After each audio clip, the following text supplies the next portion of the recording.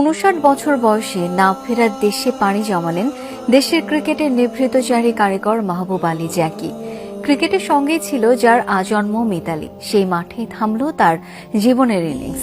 সিলেটে BPL match শুরুর মাত্র ১৫ মিনিট আগে হৃদরোগে আক্রান্ত হন ঢাকা ক্যাপিটালসের এই সহকারী কোচ।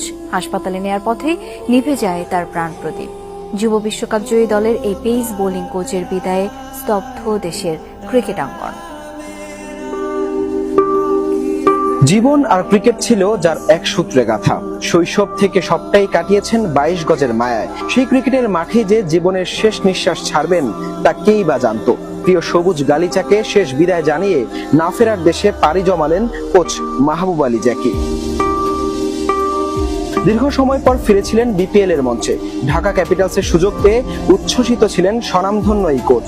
রাজশাহী ওয়ারিয়র্সের বিপক্ষে সিলেটে শনিবার ছিল তার প্রথম মিশন। সেই মিশন শুরুর অল্প কিছু সময় আগেই থেমে গেল জ্যাকির জীবন। টসের পর মিনিট ১৫ যখন খেলা শুরুর বাকি, তখন হুট করেই মাটিতে লুটিয়ে পড়েন ঢাকার এই কোচ। তাৎক্ষণিকভাবে পিসিআর দেয়া হলেও আর ফেরা হয়নি জ্যাকির। হাসপাতালে নেয়ার পর মৃত ঘোষণা করেন চিকিৎসকরা। বিসিবি সভাপতি, পরিচালক থেকে ক্রিকেটার যারা এই খবর পেয়েছেন অনেকেই ছুটে যান হাসপাতালে। শেষবার কোচকে দেখে দুঃখ ভারাক্রান্ত মনে ফেরেন মিরাজ, নাইম শেখরা।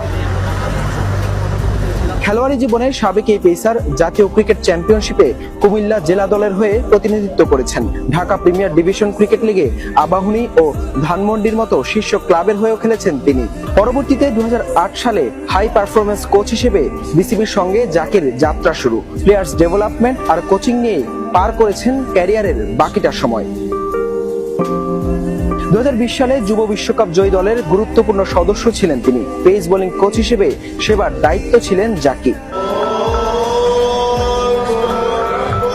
শরীফুল, তানজিম সাকিব কিংবা তাসকিনদের ক্যারিয়ারে যিনি ছিলেন বটবৃক্ষের মতো এক ছায়া, আজ সেই ছায়া কেবলই ছবি।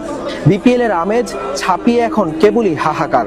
মাঠের মানুষটি মাঠেই রয়ে গেলেন, শুধু ফিরে আসা হলো না ড্রেসিং রুমে।